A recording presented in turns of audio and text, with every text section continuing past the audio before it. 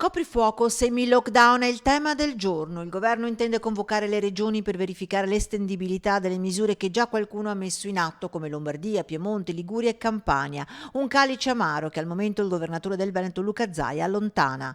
Ogni regione ha una storia a sé. Non stiamo meditando in questa regione lockdown o azioni pesanti. Ho pronta un'ordinanza che ritengo sostenibile e praticabile su altri fronti. Rassicura l'economia della regione, già provata dallo stop forzato di primavera e che ancora arranca nella ripresa, confidando che l'ordinanza pronta nel cassetto veda la luce. Nulla di traumatico nei confronti ovviamente delle imprese, di chi lavora, ma semplicemente aspetti di sanità pubblica che riteniamo fondamentali. Il mantra, che a primavera come oggi rimane fondamentale, è quello di garantire l'attività degli ospedali con 7.500 posti letto e 1 migliaio di terapie intensive pronte ad entrare in azione se i numeri lo richiedessero.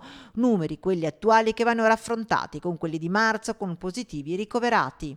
Bisogna che cominciamo per decidere una strategia a guardare i dati come sono. Ed oggi rispetto a primavera ad essere positivi sono i giovani fino a 45 anni, una carica virale alta ma con meno sintomi. Il 97% dei positivi, oltre 15.000 attualmente, risulta asintomatico, ma il rischio dell'ospedalizzazione rimane alto. Se non fermiamo questa emorragia tra i sani e i malati che finiscono in ospedale, noi possiamo dire con certezza che dovremmo cominciare a chiudere servizi ospedalieri ordinari, dovremmo chiudere ospedali per dedicarli totalmente ai pazienti Covid.